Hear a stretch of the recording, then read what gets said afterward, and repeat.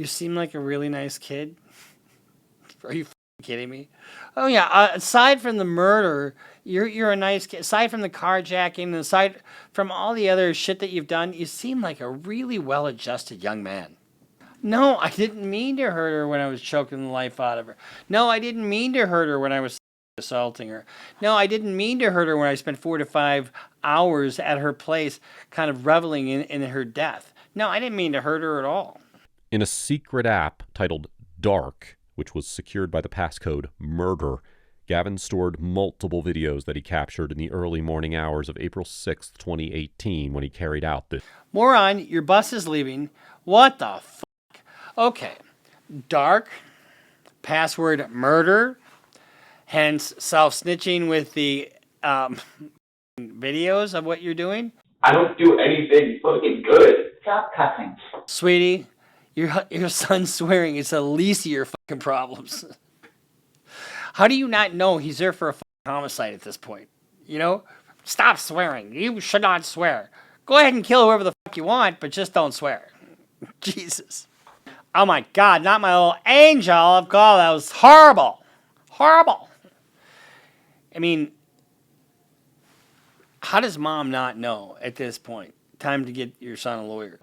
And then we went like into the courtyard, but that's all we did.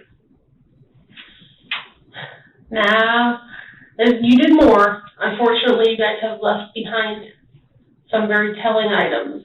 Okay. In other words, didn't you kill somebody?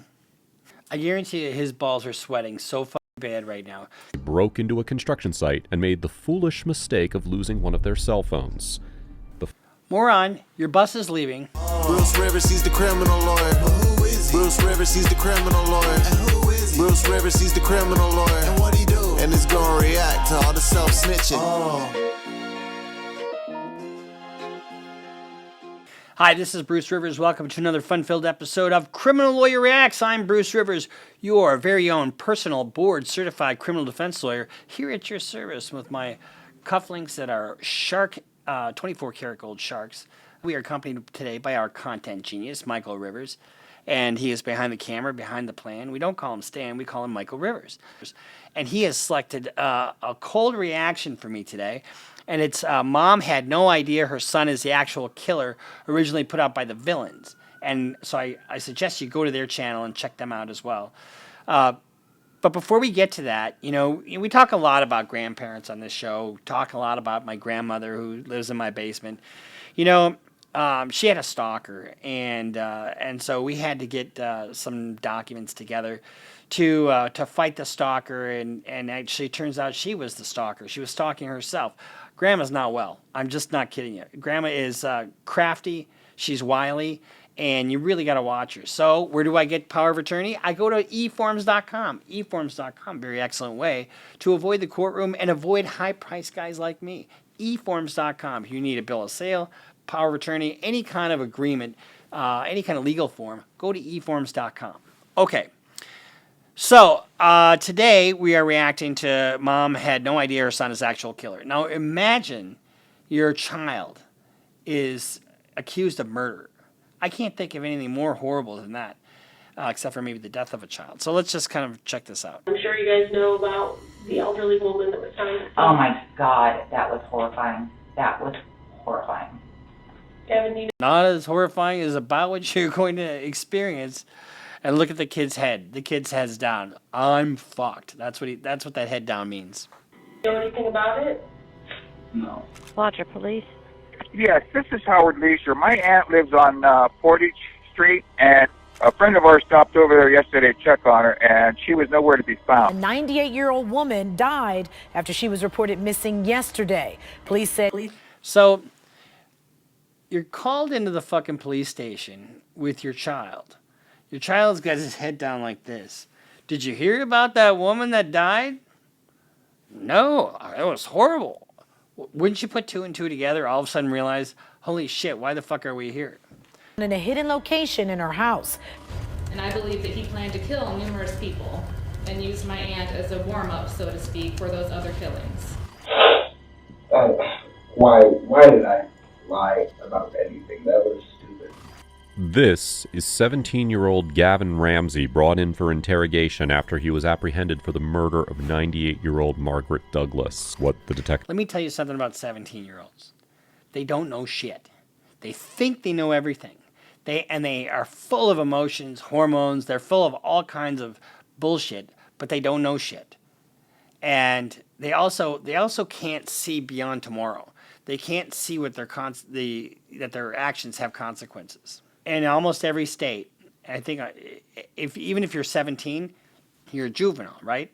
But generally speaking, if you're charged with a crime of violence or a crime that is punishable by prison, generally, as if you're an adult and you're 16 or over, you're going to get certified as an adult. And sometimes it's presumed certification. What the detectives were unaware of at the time was that they are sitting in front of a monster with morbid fantasies about killing and R-wording innocent people. Margaret Mary Frick Douglas was born on September 15, 1919 in Akron, Ohio.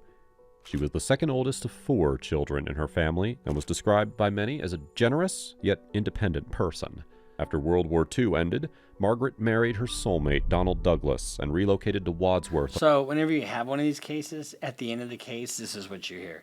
And it's so hard to listen to because when somebody's unalived or murdered or whatever, you know, I mean, I guess we have to use that kind of language just because of the censors on YouTube, whatever. TikTok that's right. Yeah. But in any event, when you hear these things, it really does tug at your heartstrings. Because did she deserve this? Absolutely not. Ohio. The couple had opted to not have children of their own, so Wadsworth, being a small and safe suburban town with a close-knit community, was the perfect setting for them. The couple was constantly surrounded by loved ones ranging from family members to friendly neighbors. However, despite having this support, Margaret never depended on anyone for most tasks, neither after the passing of Donald nor into her elderly years. As a result of her perseverance, she was proud of her 98-year-old self and was eagerly looking forward to turning 100 years old. My grandmother lived on a farm after my great-grandmother lived on a farm up in northern Minnesota after my grandfather died, and she slept with a revolver under her pillow. No lie. That's no lie. Unfortunately for Margaret, these dreams of hers would soon be crushed by a tragic and brutal murder which left this once safe town in an utmost state of shock. Water Police. Yes, this is Howard Leisure. My aunt lives on Portage Street. Okay.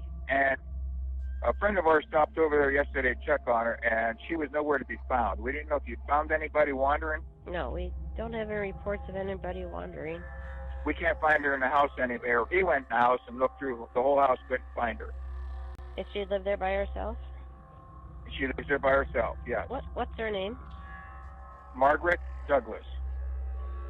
Police in Medina County have a mystery on their hands. They're trying to figure out how a 98-year-old woman died after she was reported missing yesterday. Police said she was found in a hidden location in her house. Wadsworth police say 98-year-old Margaret Douglas was reported missing by an out-of-town relative yesterday. Police searched her home but didn't find her and said there were no obvious signs of foul play. But then police said they went back to the house last night and found her body in a hidden location. It's very heartbreaking. She's 98 years old. Who has any business taking her from this earth after that rich a life? It makes no sense, if that's what happened. Upon investigation of the body, the officers took note of several findings. The innocent woman's nightgown had been fully unbuttoned, revealing her torn underwear. Her neck and face were covered with several marks indicating that she was sexually assaulted and strangled with the perpetrator's bare hands. Sexual assault is almost never about sex. It's about control, it's about humiliation, it's about domination, it's about sheer violence. At first, the police struggled to find a prime suspect as most leads led them to dead ends. That was until they received several complaints regarding petty crimes that were coincidentally taking place in the vicinity of Margaret's house. See, nobody plans these things perfectly, especially when you're 17 years old and you think nobody's looking. You leave breadcrumbs, and that's what those little crimes are, breadcrumbs. One in particular stood out. a man named Paul began to speak with a young man on a dating app called Grindr. Later on, the two met up in Paul's call to know each other a little better. During the meeting, the young man became suddenly enraged, pushed Paul out of the car, and drove off with his belongings.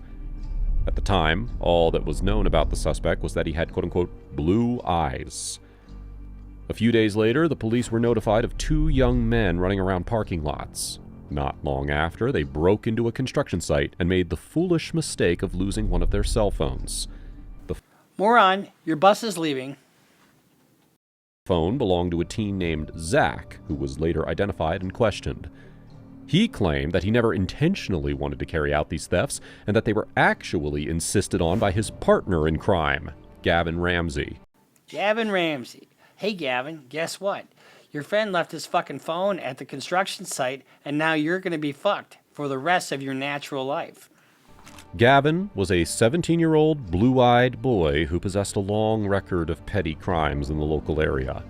Consequently, he was brought into interrogation with the company of his mother and was questioned regarding the break-ins. I guarantee you his balls are sweating so fucking bad right now because he knows, and his palms are sweating and his heart is beating. You know, you do any kind of polygraph, because they do those sometimes, not all the time, but you do a polygraph on him, that needle's going all over the place. This interrogation has been analyzed by a forensic psychiatry doctor at the University of Rosenberg in Germany. Having in mind all details regarding this crime, we are dealing with the type of person in forensic psychology known as psychopathy. Psychopathy is characterized by continuous antisocial behavior, impulsivity, selfishness, callousness, unemotional traits, and remorselessness. As can be seen in later videos, in Gavin's case, his strong psychopathy is mixed with sadism and sexual perversions, such as necrophilia. One of the things that you have with these people is that there's just no consideration for the human condition. There's no, somebody's suffering, well, that turns them on. That's why it's psychopathic. Because it's, Jeffrey Dahmer was the same way.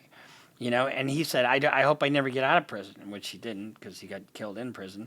But when you have so depraved that you crave the suffering of others, it's just hard to even imagine for the normal person. You have somebody who's a psychopath as opposed to a sociopath. Sociopath, has a goal in mind and doesn't give a flying fuck what he has to do to get to that goal. If he has to kill somebody, if he ever hurts somebody, just has no feelings whatsoever. Doesn't drive, the actual suffering isn't what drives him. The goal at the end, and whoever they step on doesn't matter. But in this case, the psychopathy is that the suffering is the point. Ophelia. You just want to tell us what you guys were doing and what was happening that night? How the fuck does the mother not know that all of a sudden, somebody's dead, and is she a witness?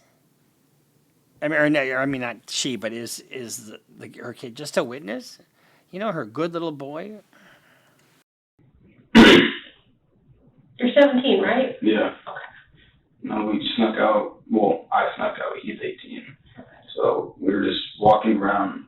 He didn't even drive. Like, we just walked. Oh, he walked from his house in Euclid? Mm-hmm. Oh, jeez. And then we met up at Derling, and we weren't really doing anything. Then we went over to the church and climbed on top. And then we went, into the courtyard, but that's all we did. Now, you did more. Unfortunately, you guys have left behind some very telling items. Okay? In other words, didn't you kill somebody? If we're going to get to the bottom of this, let's just make it the truth all at once. Let's deal with it and get it done. You're 17. Yeah. You're a kid, so you're not looking at as much trouble as... Bullshit. That's bullshit. That's not true. And misleading a suspect is not illegal. In fact, sometimes it's encouraged. And I'm challenged in the future. Braden. Yeah. Turn 18 is over. Gavin, we've had some really serious things happen in your neighborhood and in that area, okay? We had a carjacking. Oh my God. Oh my God, not my son. And the suspect is a young white male with a nice complexion and blue eyes. Is that you? What are you saying? Are you saying that's my son? My perfect little angel? No, it's not me. I wouldn't know the first thing about jacking a car. Well, it's a little more to the story, but, you know, you didn't take anybody's car? Have you ever used an app called Grindr? No. Come on now. We know you're grinding, little buddy. How do you feel about gay people? I'm not gay. Oh, that's okay. But they don't bother you? No, nobody bothers me. Okay. I'm, you know, some of the victims of these crimes are gay, and I didn't know if it was A hate crime kind of thing. Right. You're being victimized only because of their sexual orientation. So we're here, so I'm just going to ask them. Right. I'm Oh, just going to be straightforward, you know. There's no reason for me to fluff anything up. Nope. And I'm sure you guys know about the elderly woman that was found. Oh my God, that was horrifying. That was. Oh my God, not my little angel. Oh God, that was horrible. Horrible. I mean, how does mom not know at this point? Time to get your son a lawyer. Or time for your son to shut the fuck up. Horrifying. It is horrifying. Did you know her at all? No, other than just to see her out, like on a porch. That actually makes me want to cry. Like, how do you get to be 98 years old? Nobody lives to be 98. It's so rare. And someone else thought that was okay. Like, how does that, I don't know. Like, what is... That's the way my son was brought up. My son would never, rip the panties of an elderly woman. No, not my son. See, she says nobody lives to be 98. My grandmother was born in, my great-grandmother, not the one in my basement, but my great-grandmother was born in 1873, and she died in 1978. She was 105 when she died. Still went to confession every Saturday. And the priest said to her, you don't have to come here every Saturday. She goes, how do you know I didn't get up in the middle of the night and kill somebody? She was a very feisty old woman. Something like that. Gavin, do you know anything about it? No. That's honestly probably 5 or 6 people. That you talked to? Is that what you're saying?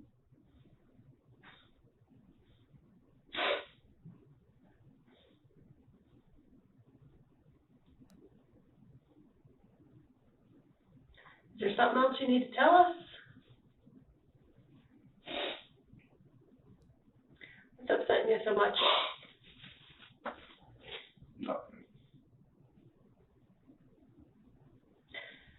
I've been doing this for a little while, and I have a whole gaggle of children of my own, ranging from the age of 26 all the way down to 10, so I'm pretty good with this stuff.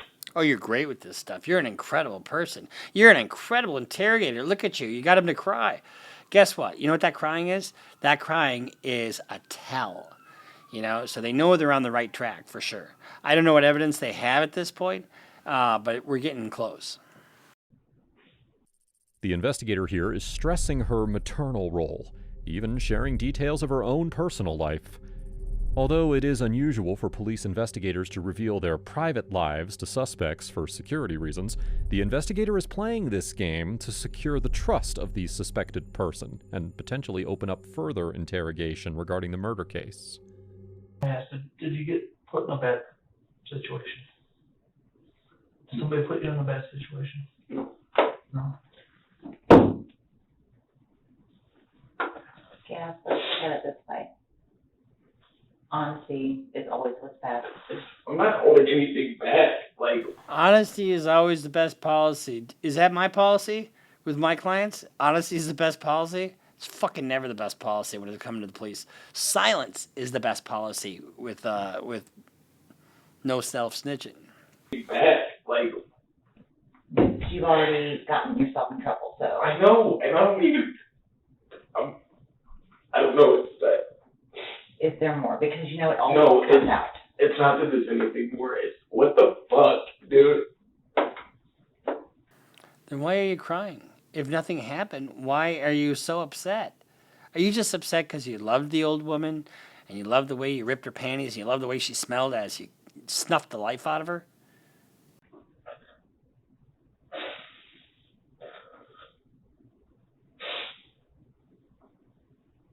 What have I always told you kids? What happens in the dark comes out in the light. That's the way it works. Mom's interrogating him now. Mom, good job. Where's your fucking badge? You mess up, you get caught. You make bad choices, you're going to pay for it. So if there's something else, For the rest of your natural fucking life. let's get it all out on the table so that we know what we're dealing with. At this point, Gavin's mom changed her restrained attitude, taking the side of the police, which is a very typical role for adults when it comes to the misbehavior of their children. However, what she does not know is the terrifying truth of what her child did. It's not anything else. It's, I don't know. I'm mad at myself. I'm so mad at myself. One of the things that we haven't seen here is whether or not he was Mirandized. I haven't seen that. Whenever you're in custody and there's interrogation, that's when they have to read you your rights. You have the right to a lawyer during an all questioning, and if you can't afford one will be appointed for you, blah, blah, blah, blah. And you can stop the questioning at any time. And if you, do you know these rights? Do you waive that's what the Miranda warning.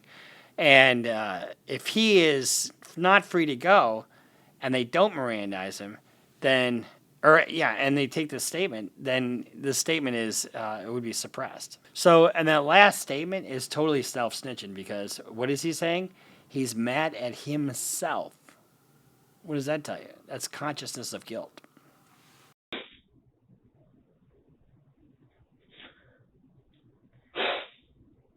What are you so mad at yourself for? I was 16 and already had a fucking felony and like 5 misdemeanors, and now I'm gonna be in more trouble. I have to go back to court, and I'm done with it. I'm so done with it. That's fair enough. Like, honestly, Listen to him. He's exasperated because of his own choices. I keep getting in trouble. Like, I've got 5 misdemeanors. I got a felony. Now I'm going to go back to court. I'm going to be in trouble. It's all because of, the decisions that he's made. I don't even want to live at home anymore. I don't know. I'm not fucking normal. I need to live somewhere else. Like, I'm sure the government will give you free room and board for the next 30, 40, 50 years, at least. I don't know, some halfway house or something. I honestly would not care. Why would you want to live in a halfway house? What is so wrong about living at home? No, but there's nothing that they do. It's me. Like, everything I'm putting them through, I'm costing them thousands of dollars. Constant heartbreak. I've honestly probably never made either of them proud. I don't do anything fucking good. Stop cussing. It's a word. Well, it's disrespectful. Sweetie, your son's swearing. It's the least of your fucking problems. How do you not know he's there for a fucking homicide at this point? Stop swearing. You should not swear. Go ahead and kill whoever the fuck you want, but just don't swear. Jesus.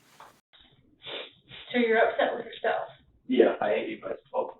That's really it. The suspicious death of the elderly woman is right there too. God, I know. That's why I'm saying, I can't imagine you doing something like that. I just interacting with you this little bit, I can't imagine that's in your wheelhouse. No.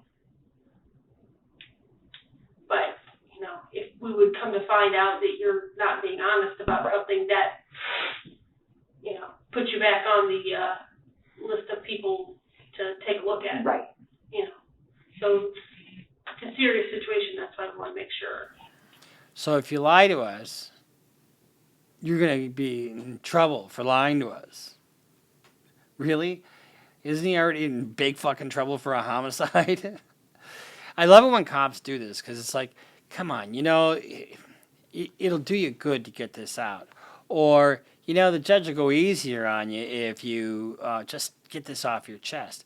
You know, honesty is the best policy here. You know, if you tell us exactly what happened, I'll put in a good word with the prosecutor. None of those fucking things are true.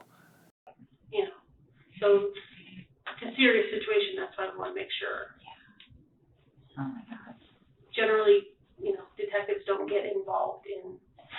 We knew when we saw that BCI, because it was literally facing my office window and it was blinding in the house. And I was like, at first I was like, that looks like a trash truck, but that's not. Yeah. Yeah. So when that gets called in, you know. And then I get all scared. I'm like, oh my God, I have all my porch lights on now at night. I have stranger danger issues. Do you notice anything? You think she, at this point, I mean, what are we, 14 minutes into the interview? You think mom has got any clue that her son is on the fucking hook for a homicide here? You know, and let me tell you something. The cops always know more than they say. Well, almost always. Sometimes they pretend like they know more. Like they'll separate two people and they'll come back after talking to one and say, you know what? He's kind of fingering you. They go back to the other one. You know what? He's kind of blaming you for this. And then they try to figure out between the two of them. So they don't always know, but generally speaking, a lot of times they know the answer to the questions that they're posing. They just want to hear it from you. Honestly, can you two actually leave for a second? What's that? Can you two actually leave? So I can talk to her. Yeah. Is that okay with you? Sure. This is the turning point of this part of the conversation, since Gavin decided to quote-unquote reveal the truth.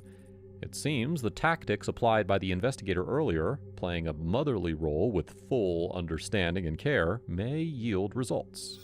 But check this out. He is 17 years old. 17s don't know shit, as I said. But they think they do. And he's got to have some clue as to what's coming his way.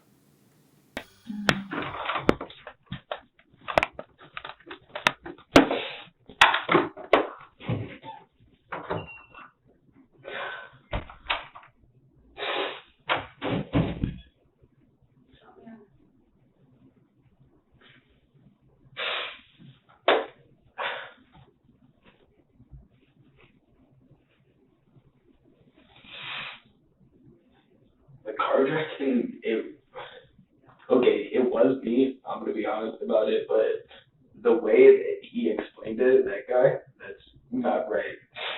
We may suspect that he requested his mom and the other police to leave the room so he could have more control over the situation. Since the investigator showed maternal care for him, he decided to play that card, which may explain why he continues to cry. That grinder thing, yeah, I have been on it. And this guy was like the first time that this happened. And I told him, like, I was 17 and everything. And I wasn't. You know, another thing could be that he didn't want his mom to know that he's into Grindr and all the things that come with it. But he is opening up to this officer, and I think he thinks he's going to talk his way out of it. I'm not doing anything with him. It's not my style. I was just, like, he's a 40-year-old man trying to get with a 17-year-old, so I was just going to rob him. It's still messed up, but against what he's doing, I don't really think it is. And then the whole carjacking thing, I never even left Overlook. I literally, I got in, and he's like, what, should we go to the back seat? I'm like, yeah, sure. So he got out.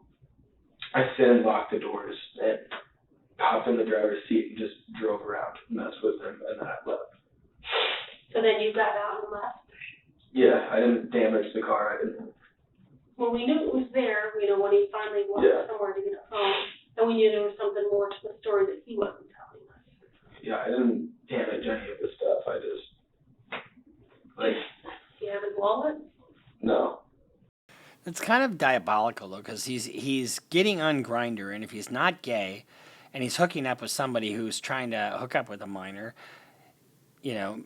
although 17 is beyond the age of consent, I think he is. It shows a calculation to hurt somebody. No, that's because I kept asking him. I cracked the window of the car, because he walked up, doors were locked, everything. I'm like, "Where's your wallet?" And he's like, I don't have it. So then, I open his glove box and all that. And I'm like, well, show me your pockets. And he's like, I don't have it, but can I have my phone? I'm like, no. And then I turned and he tried to grab the window and break it. And then I gassed it and he walked, and that's when he left Overlook.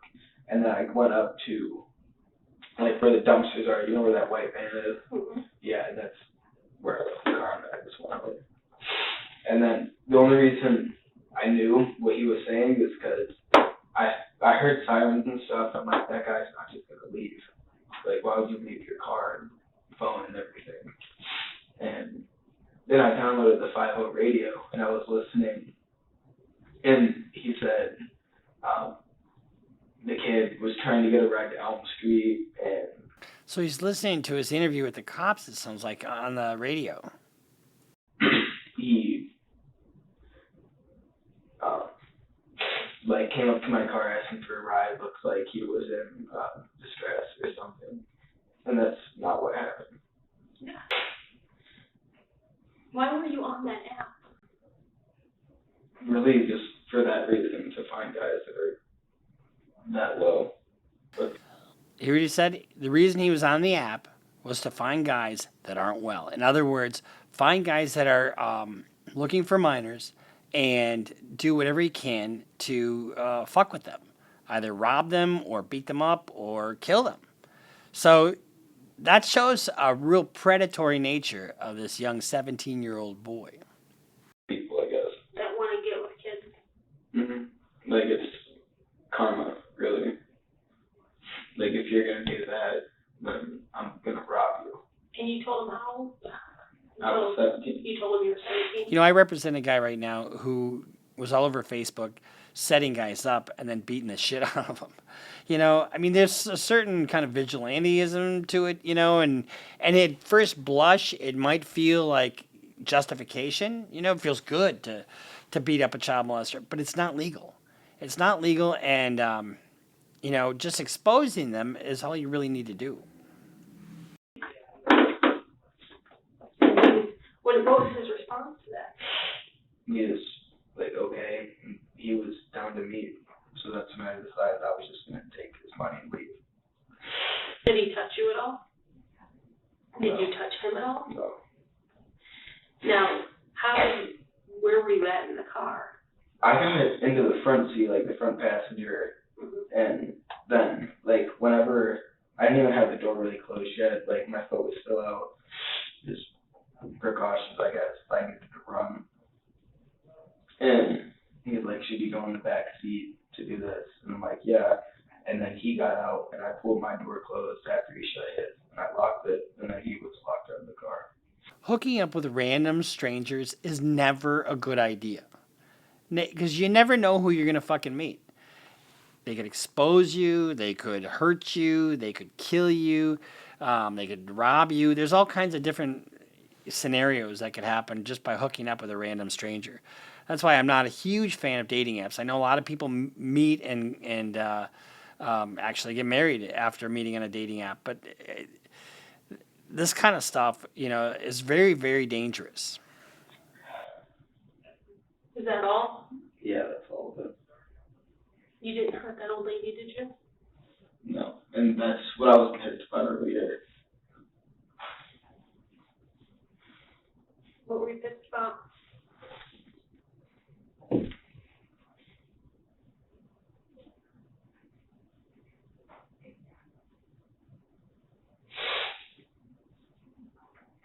Because there's actually people that do the video killing the girl, and that's I just said some dark stuff and everything, and I don't know, people know,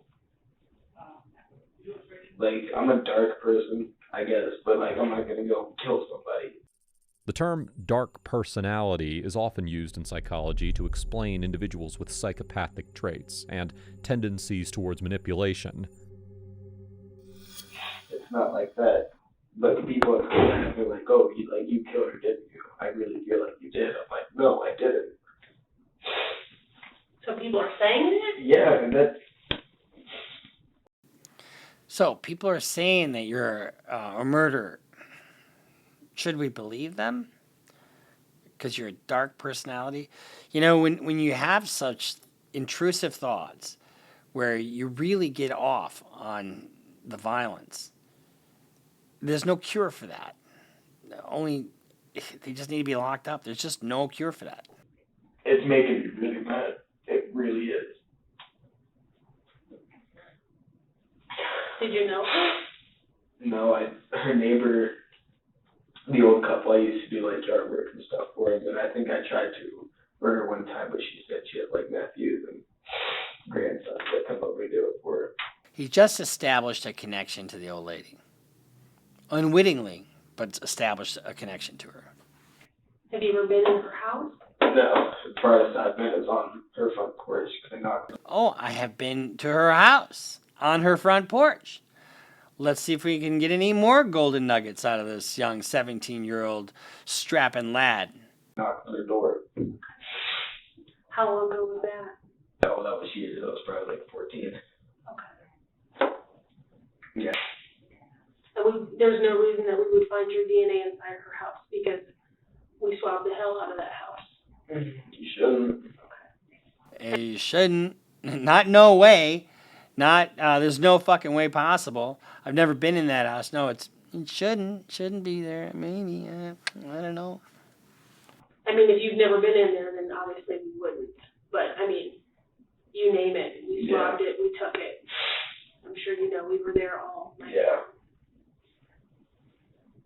I mean, we don't have the results back, and we won't have them back for a while, but do you know anybody that would do something like that?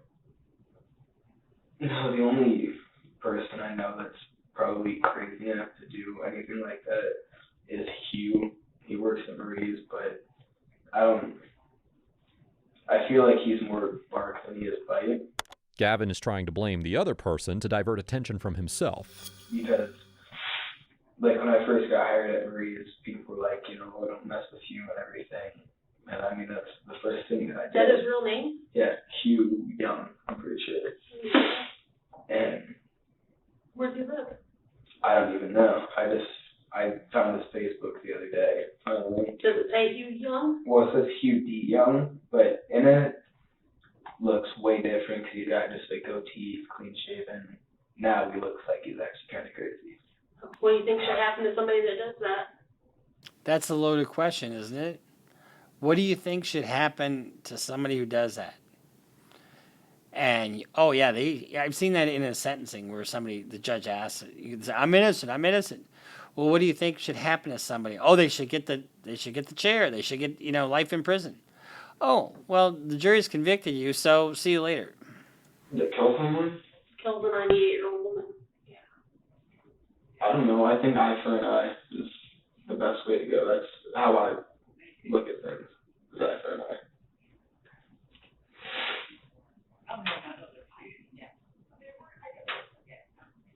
And your DNA is already on file?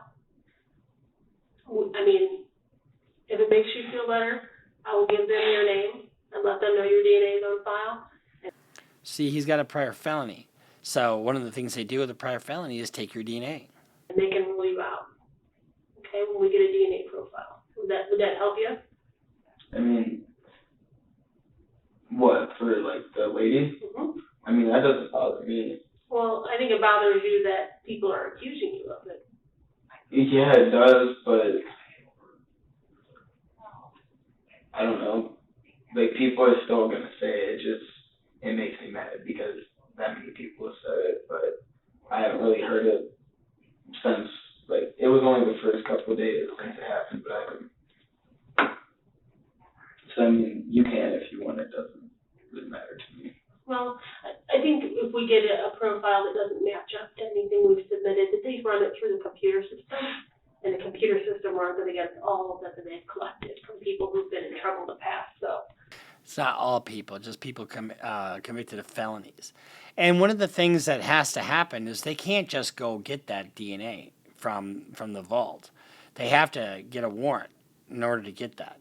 So it's not like that DNA stuff is public information. That's how it usually works. would probably get passed over anyway, so.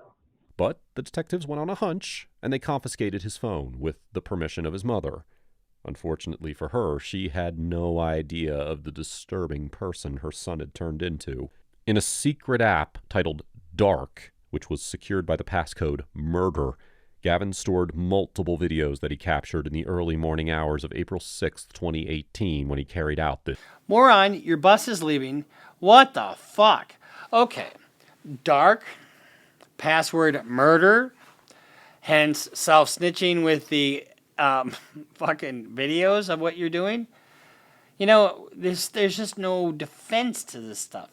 A lot of times, you know, there's no defense to the underlying crime, but there might be some redeeming qualities of your client. In other words, he did this, but, you know, Judge, he was under some financial pressure, so he stole from his work, and he's paid it back, and you don't come back from shit like this.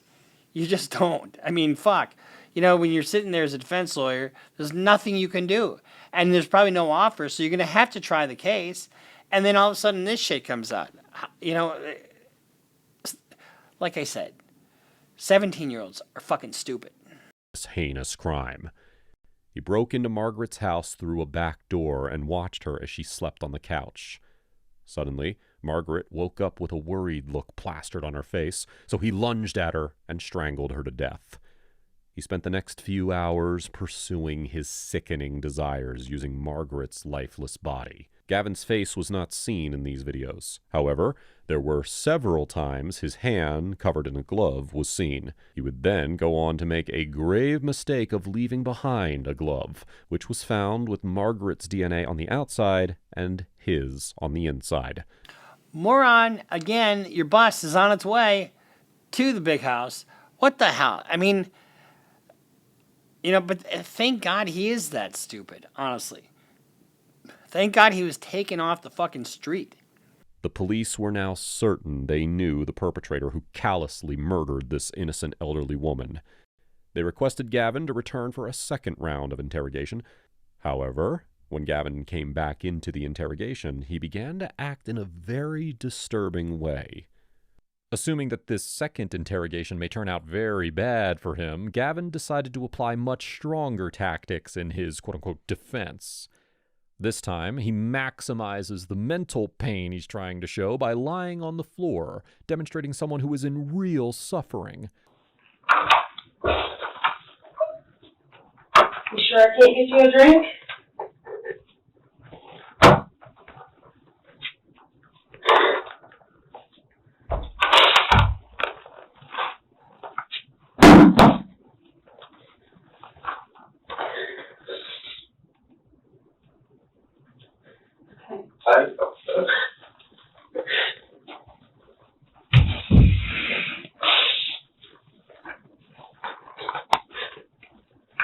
It's a little different when you're being interrogated in handcuffs. You know, now he's in custody. Now there's interrogation. Because if you have handcuffs, you're not free to go, right? So they have to read him as Miranda. And they may have read it to him outside or at another time. But if they didn't read it, his statement gets suppressed. In other words, they can't use illegally obtained evidence as fruit of the poisonous tree.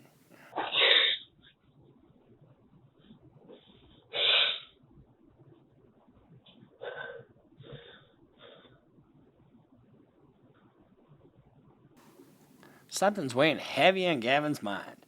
Hey, Gavin, let me tell you a joke. Did you hear about the 17-year-old who never went home?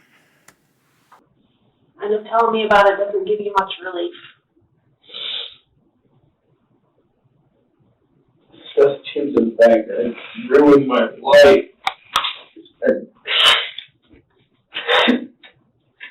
Gavin's defensive reaction, crying and falling to the floor upon being brought into interrogation without prior knowledge of the reasons, speaks volumes. It strongly suggested that he anticipated this and knew what was about to transpire, indicating his guilt in the heinous crime. Did you go to school the next morning after this?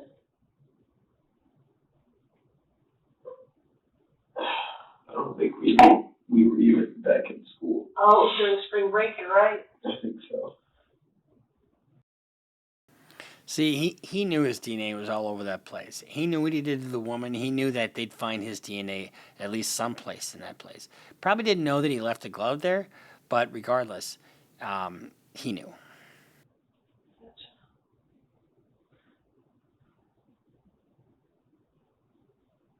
And you didn't take anything from the house?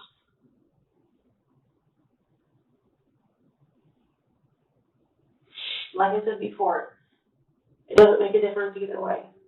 I mean, what other crime can I commit that would really matter at this point? No, the family just specifically asked me about the wallet, so that's the only reason I'm asking about that, okay? So more comfortable laying down then? Do you want to take these off of you for a bit? That's up to you guys. You mind? I don't mind. I'm not worried about A you. little bit more comfortable, you know what I'm saying? Can we get some of them off of us? The best detectives, honestly, are the ones that are the most calm, unrushed, just trying to get some facts out. You know, the ones who are assholes who just, you're looking at murder one, don't you? You know, I've seen that, and that's totally ineffective. But the calm, so there's no way you would do this, but what did you do next? And then just little bits at a time until you get the whole story. So they're being kind to him and say, oh, let's make you more comfortable. And if you try to run away, we'll fucking shoot you. Gavin, what happened to Margaret's underwear? Her. Alright? There was a bit of an altercation. In other words, I choked the shit out of her until she breathed no more. What the hell? A bit of an altercation. Don't you think you're minimizing just a little bit? Like she wasn't up. Whatever she was going to do. So did you kind of wrestle with her then? A little bit. Like it was off the couch. On the floor? And her underwear got torn then? Yeah, I found that. Gavin claims that Margaret's underwear got torn during an altercation. However, this was a lie. It was torn. A 98-year-old woman's panties is not my idea of a good time. When you think about the depravity here, this young man decides to break into a woman's home who's almost 100 years old, 98 years old, with her 98-year-old panties. And he chokes the shit out of her and tears her underwear, sexually assaults her after she's dead. I can't, there's just no words to describe the sickness in this kid's mind. By him when he sexually assaulted the helpless woman. This was proved by the state of the body when it was discovered, and the disturbing app on his phone that captured him doing so. Fucking idiot. What a fucking idiot. It's on your phone. We got your phone, you dumb shit. So when she died, was she on the couch or on the floor? Floor. Were you on top of her then? Kind of. Like straddling her? Yeah. And did you use one hand or both? Both.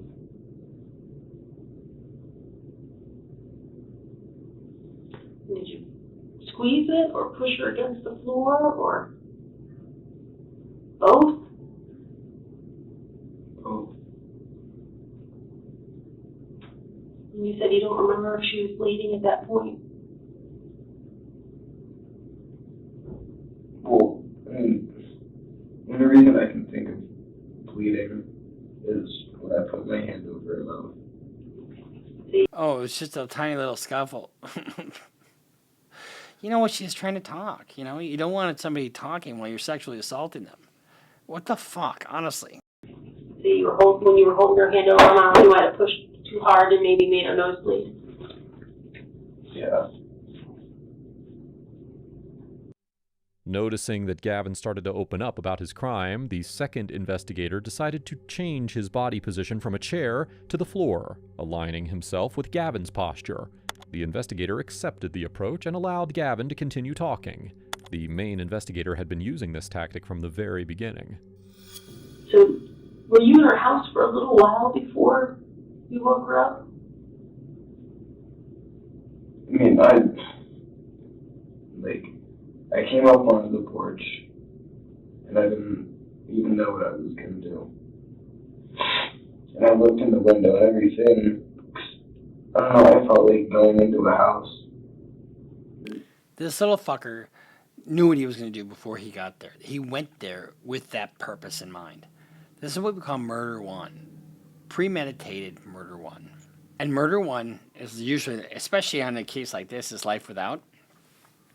But in some states, this would probably be a death penalty case because there are aggravating factors. Like the biggest adrenaline rush I could get, I guess. So then I tried the doorknob and that just happened to be unlocked. Was it the front door or back door? Back door. Okay. So you went into the kitchen? Was like the TV on or something? When you went in? I don't think so. Headed up to the house, you didn't hear it or something. Well, she was already asleep whenever I went in, because when I came around the corner, that's when I saw her, and it scared me. Because I didn't expect to see someone right there, because I didn't hear anything. So I came in, I opened the door, and I just listened. And then I didn't hear anything, so maybe nobody's home. And then I go to walk around that corner, and I'm still going slow, but I see her, and she's, I don't know, sleeping or something. And then I go to turn around and hit the chair, and it made a noise, and she woke up. And she started to scream at that point, you said? Yeah, because, when I hit the chair, I, turned back around, and I looked, and she was there staring at me and started to yell. The inhumanity of taking a life of somebody so vulnerable, because she couldn't fight back. There's just no, and it's just so heinous. Now, I don't generally believe in the death penalty, because I think putting him in with Bubba would be a lot better for him long term, so he can think about, doing whatever his wife Bubba tells him to do for the rest of his life. For the phone, she already knew what it looked like. We were trying to get that when she went for the phone, is that when you were trying to get the phone away from her so she couldn't call? Did you knock that out of the way, or is that what you guys thought with the phone? It was a little bit of a fight. I think I threw it under the couch. I'm not really sure. You guys ended up on the floor at that point? Yeah, I don't even know where the phone went. When you say you guys were on the floor, her gown got torn. Yeah, because she was still. What happened to her underwear, I guess? I don't even know if she was wearing underwear. Okay. Because when she was on the couch, she grabbed the phone and everything. It was still yelling, and I don't know if she dialed anything yet or not. But I just didn't know what to do, and then that happened. By the time I even realized what I was doing, it was too late to stop anything. And when you realized that's when you were on the floor on top of her with your hands on her. So it was too late to stop anything.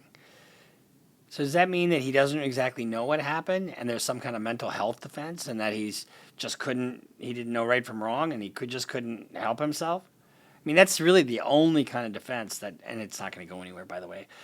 People talk about, just plead insanity. It ain't that fucking easy. I've won 2 cases on that.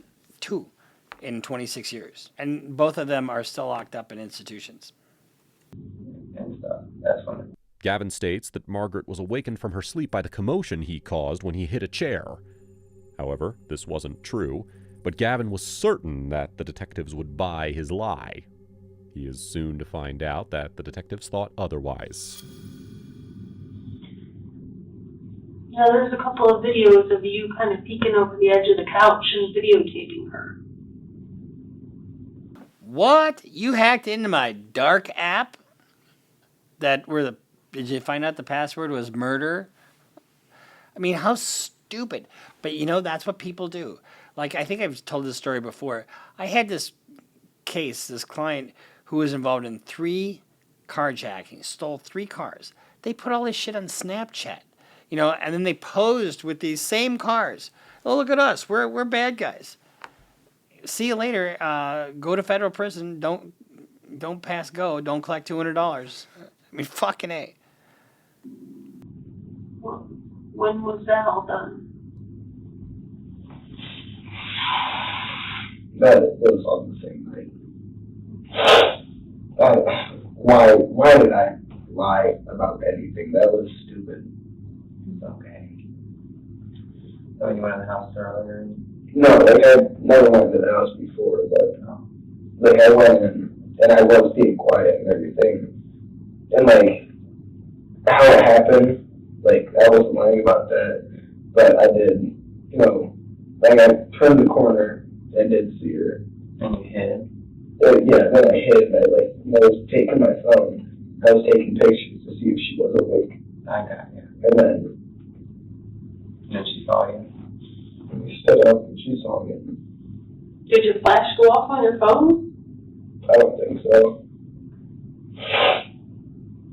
So from there, did you tell us the truth about the rest of that? So how long do you think you were in the house before you woke her up?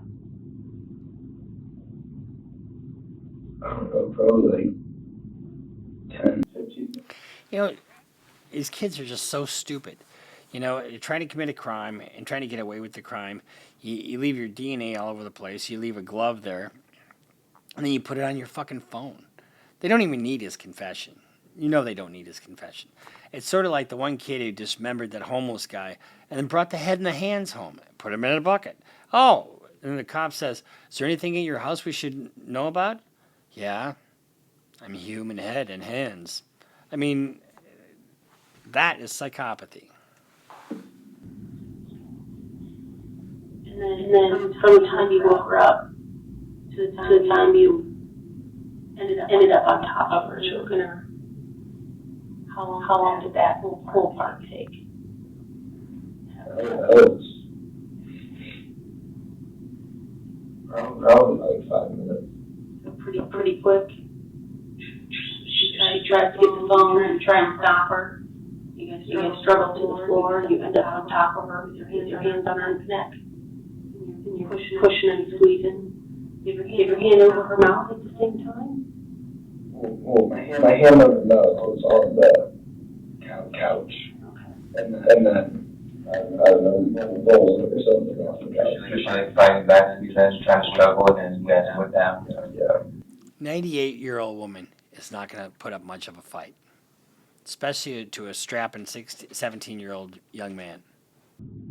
I think on her way down is when we got ripped. But you don't remember ripping her panties?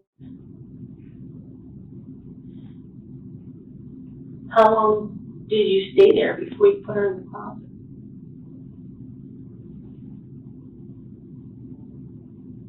That was probably 30 minutes. I just kind of sat there and I didn't know what was going on. I was so in shock from it, I guess. And then I checked my phone and it said it was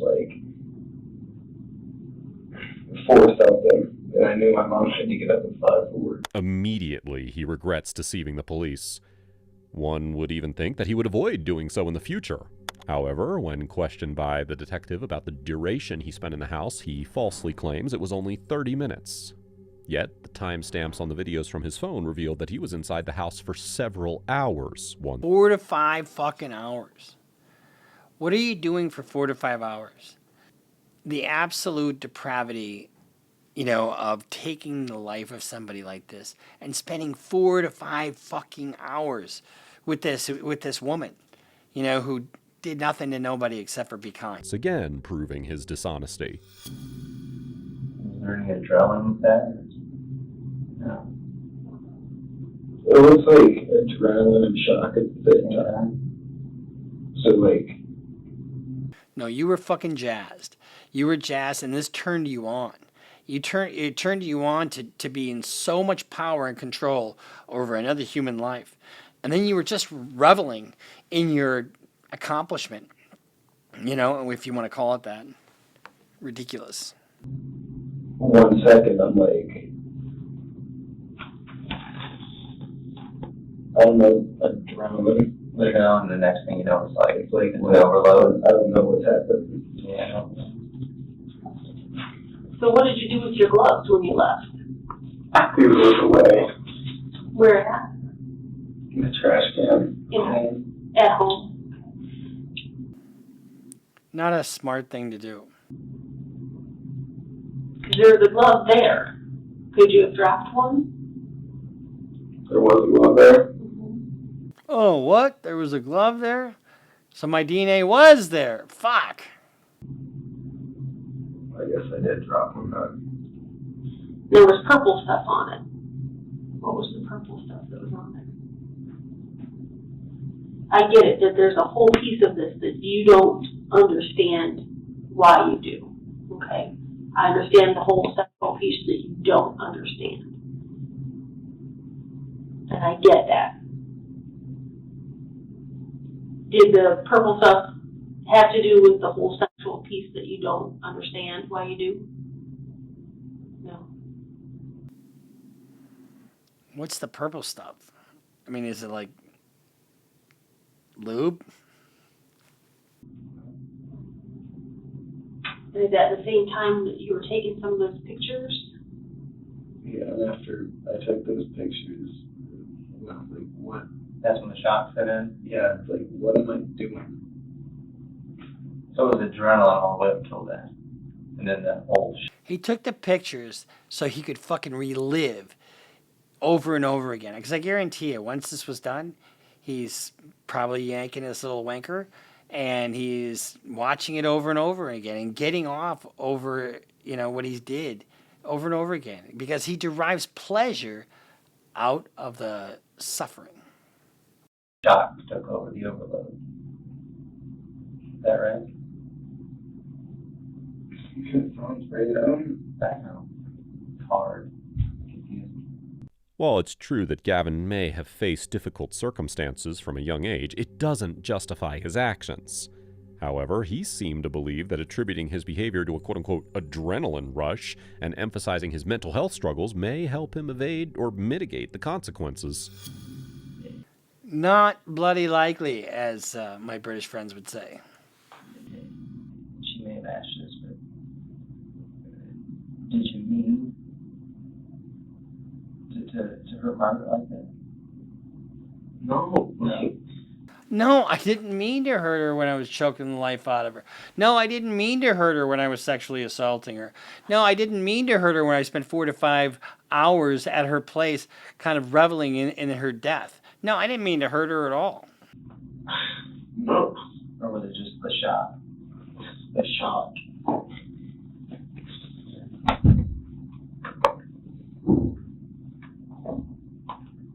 You said you just started doing it, and by the time you realized that she had died, it was too late. Nothing I can do.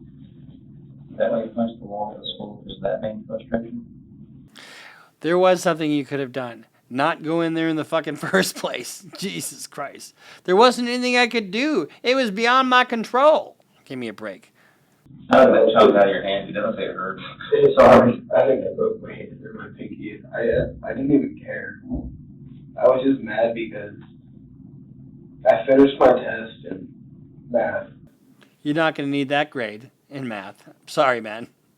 You could have failed it. You could have gotten an A. Won't matter. And then I saw a text from that said the cops had my phone. I'm like, great. And then Mr. rings. I'm like, that's for me, I guarantee it. I'm looking at her, and she looks at me, and she, like, go to the office. I'm like, go to the office, you're wanted for murder. Jesus Christ. Great. Cash for the break-in type stuff at the school, though. Yeah. Okay. School and stuff. Yeah, the church, yeah, I'm sorry. Did you guys go in the church? No. You didn't set off the alarm about nothing with the windows? Yeah. Like, Were you going to go into the church before the alarm went off? I don't really know what we were going to do at the church.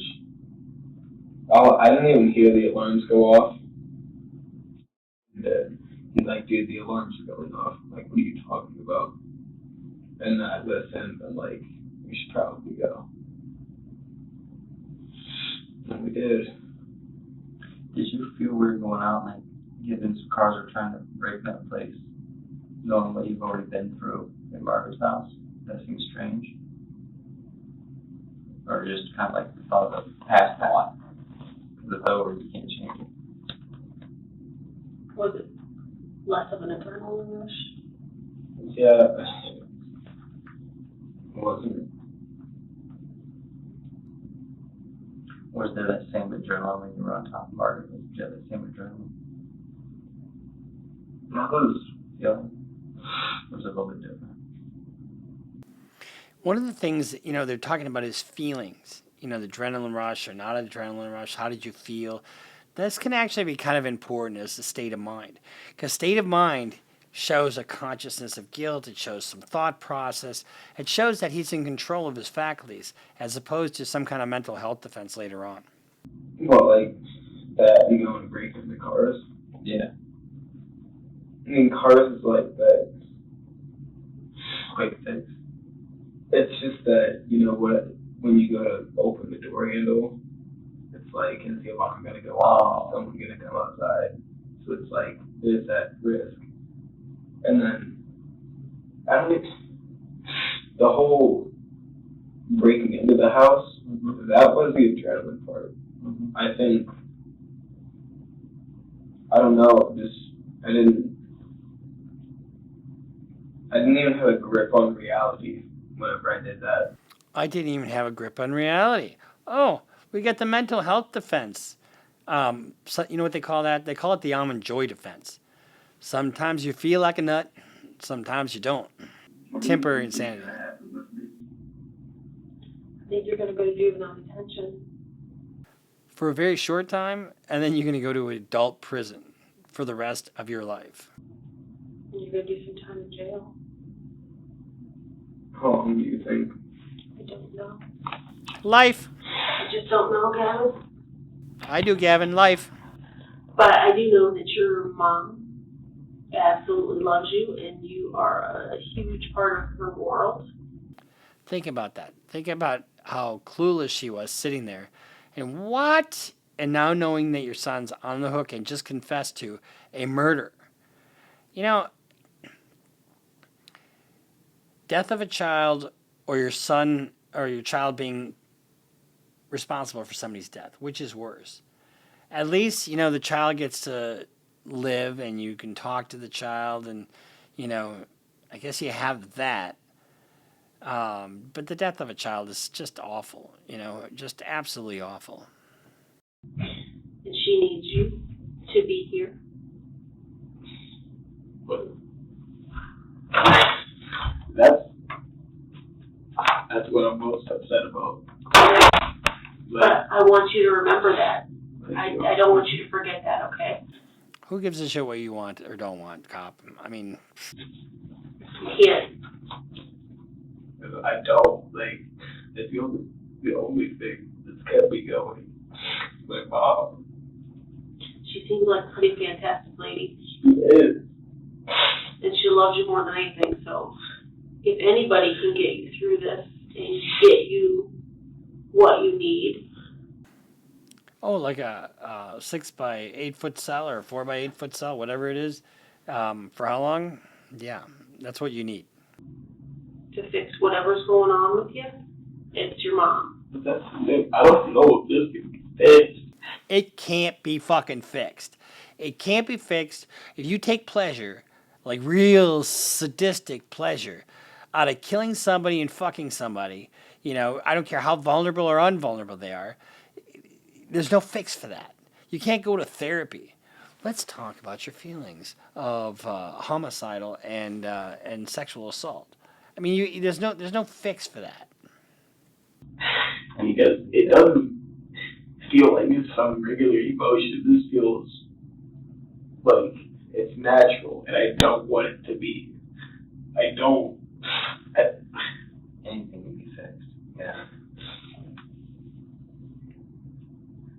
I wasn't full of smoke when I told you were a nice kid.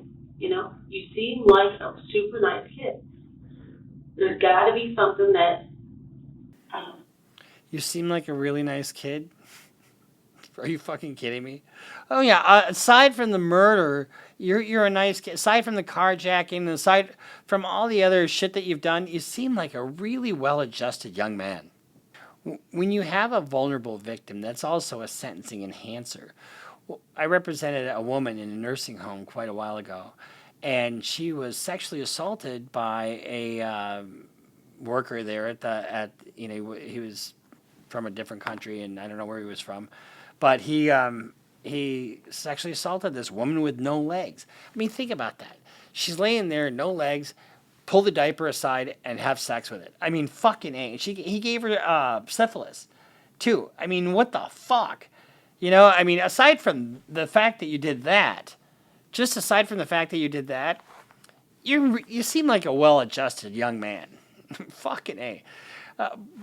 Aside from that, Mrs. Lincoln, what did you think of the play? That's making all this happen for you, right?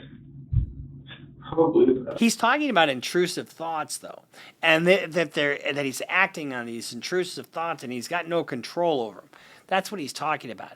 But the fact that he is taking videos of him and reveling in it, that's a real issue. So the only defense he's got is some kind of mental health defense. But even if he's successful in a mental health defense, guess what? You don't go home. You get committed as mentally ill and dangerous, and you don't get fucking out. I mean, how long has John Hinckley been in custody? I think they just released him not that long ago, and that's just what happens. In contrary to that defense, he's saying that the thoughts were intrusive and he couldn't do anything about it, but there's just some premeditation going on here. He brought gloves.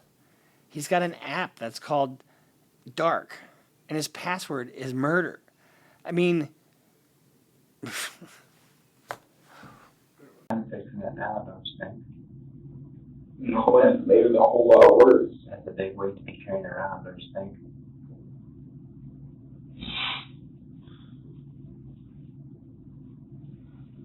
Yeah. It's a whole lot of monkey on your back that you've been toting, and now you're not toting it anymore.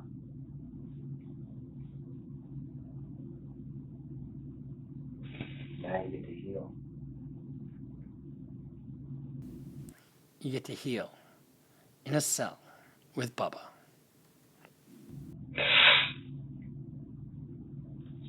You ever told your counselor about any of the thoughts that you have? I do, and she didn't.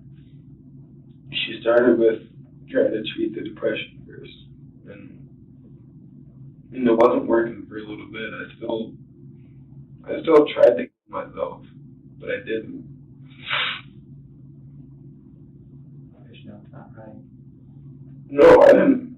I don't care what happens to me. Like, honestly, I don't. It's what happened. Like, what would it do to my mom? If, like, I killed myself and that my mom said she couldn't go another day if I died. I'm not gonna kill myself because of that. So it's more for her, not for you. Yeah, I don't care about me. You probably should have.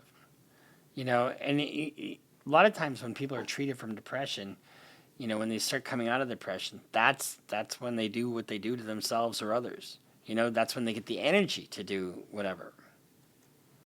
You do. People care about you. Other people might, but it's because you're dealing with so much. That's why you don't. But deep down, you still do. Because people truly don't anymore. They don't want to do it. Now this is just kind of a therapy session. That's why. The night you were out at Margaret's, had you drank or smoked anything? Done any? that night? No, that I was actually sober that night, which is another reason why I smoke weed and I drink, because I can't handle myself when I'm sober, or I can't like comprehend. So these are just excuses that he's making up for being such a fuck up. I don't even know the word to use. My thoughts when I'm sober are dark. When I'm high, they're like good thoughts. Had you ever thought about harming anybody before? Of course I have. Not like planning it out, but like, oh, I'm so mad I can kill someone right now. Like that kind of thing. Okay, I'm so mad I could kill someone right now. I'm so happy I could kill somebody right now. I'm so complacent I could kill somebody right now. You know what? I could just fucking kill somebody right now. But you never imagined yourself actually doing it? No, I could never vision myself. That's why I needed the cell phone video, so I could picture myself doing it over and over again while I go and wank myself to these videos. So, like, wondering what we did. I couldn't, like, I don't know, like some stuff you think about yourself in that situation, like, yeah, I could see that. And then, like, I think about a car crash or something, me dying in a car crash, I'd be like, yeah, I see that. Something else that doesn't necessarily involve me dying, or even like me being injured. Like, yeah, but I think about me being someone, I'm like, I can't see that. I can't. Gavin claimed he couldn't fathom harming anyone, yet his actions contradict his words. When he assaulted Margaret, he was sober and admitted he couldn't stop himself once he started. This statement was further proven wrong by the discovery of a journal in his room filled with daily entries fantasizing about the works of serial killers, particularly... Wow! If it gets any worse for him, he doesn't have any... See, that whole contemplation thing, the whole knowing it's right or wrong is... oh, Gavin's ride is here. That whole journal, fantasizing about it. I mean, one of the things about a mental health defense is, you can't know right from wrong, right? Or, you can't stop yourself.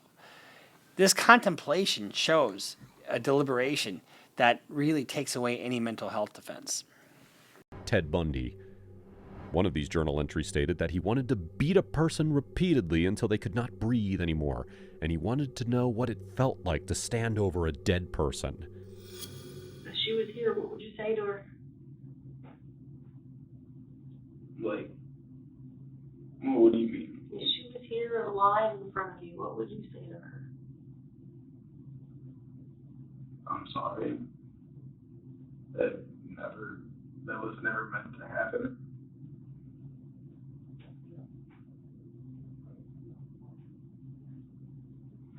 If I could take it back, I would. This statement can persuade one to assume that Gavin is feeling remorseful towards what he did. However, what he says next suggests otherwise. I'll be honest, this Saturday, like 5 days from now, I was gone. I was leaving. You're gonna run? Because the only reason I didn't yesterday, because I knew my mom just took out my money for my insurance, and I knew my insurance doubled, so I had like no money. I just needed gas money to get somewhere, and I didn't care what happened.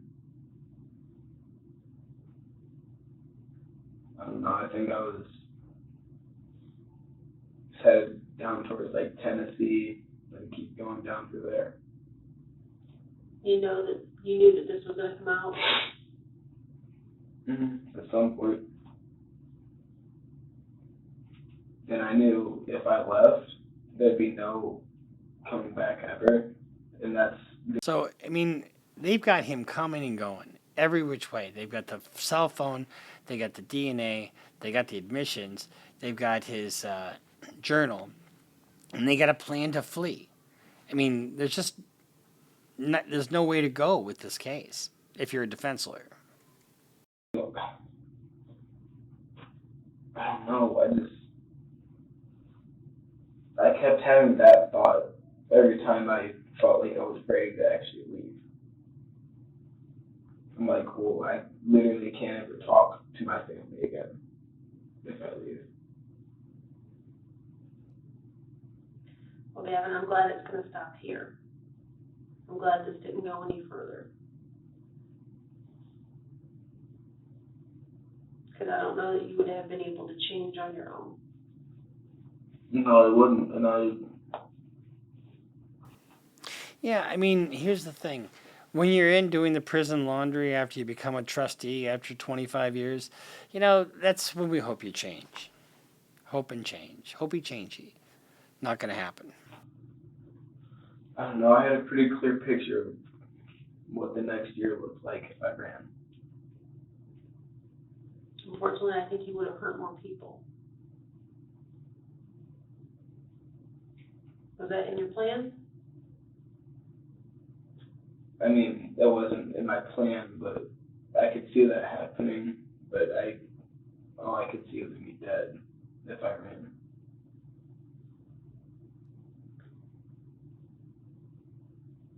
Think we're ready to move along here?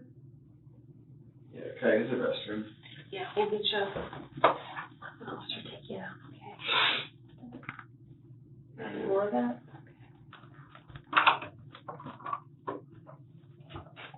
Because we was. Did you get fun? Did you get enough of fun? On January 3rd, 2019, Gavin Ramsey went on to receive a life sentence without the possibility of parole for the aggravated murder of Margaret Douglas. Additionally, he was sentenced to 10 years in prison for each of the following charges: aggravated burglary, kidnapping, and abuse of a corpse. For the family of Margaret, they were overjoyed upon receiving the maximum justice that they could receive for their loved one. Or so it seemed. Just 3 years after Gavin's sentence, a bill was introduced to the Ohio Supreme Court that allowed a person tried for any crime under the age of 18 to be eligible for parole after serving 25 to 35 years of their original sentence. So that's been our reaction to mother who realizes her son is the murderer. These things never cease to amaze me. Criminal defense lawyers are students of human behavior. And we see new things all the time. New drugs, new types of crimes, financial crimes. There's new fraud going on all the time.